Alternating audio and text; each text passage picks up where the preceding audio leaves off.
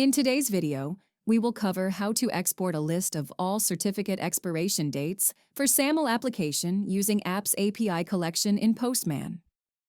To complete this tutorial, you will need an Okta tenant and the Postman API platform.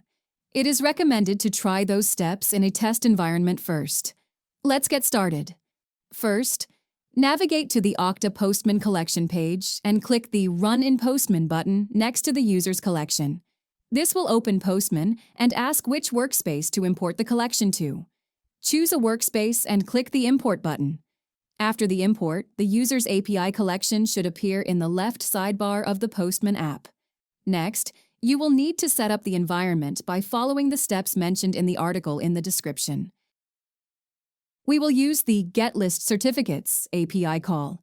Prepare the List Certificate API call by copying and pasting the app ID from the Okta admin console. Then click Send. The response received will be a 200 OK along with all the data. The response is an array of application key credentials.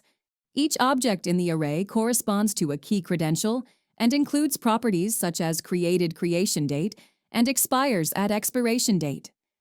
Look for the expires at field in the response to find the certificate expiration date. In this example, the first key credential will expire on April 11th, 2032, and the second one will expire on February 5th, 2035. Thank you for watching. Check out our Okta support playlist for more. We encourage you to like and subscribe to stay up to date with our latest help resources.